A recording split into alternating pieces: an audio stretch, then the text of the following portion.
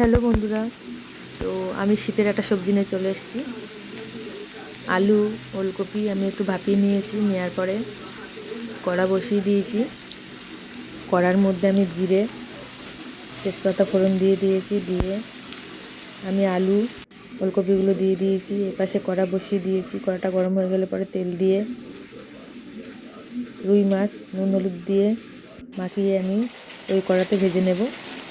আর এপাশে আমি আলু শালগমটা কষিয়ে নিচ্ছি। আদা জিরে লঙ্কা বাটা দিয়েছি, টমেটো কেটে দিয়েছি, দিয়ে সুন্দর করে কষিয়ে নিচ্ছি। আমি কষানোটা যত সুন্দর হবে তরকারিটা খেতে ততটাই ভালো হবে। তো কষানো হয়ে গেলে পরে আমি জল দিয়ে দেব। ঝোলটা ফুটে গেলে পরে আমি ভেজে রাখা মাছগুলো আমি দিয়ে দেব। দেওয়ার পরে একটু আমি ফোটাবো। নামানোর একটু আগে আমি ধনেপাতা দিয়ে নামাবো।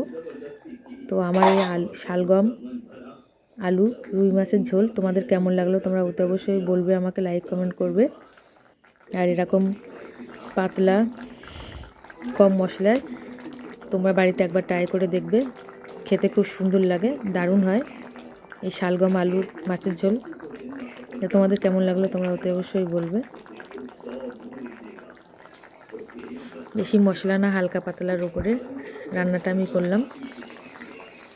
বেশি ঝোলও রাখবো না আর বেশি একেবারে শুকিয়েও ফেলবো না, মানে কোনো রকম একটু ভাতে মেখে খাওয়ার মতন করব। তো হয়ে গেছে শেষ পর্যন্ত। তোমাদের কেমন লাগলো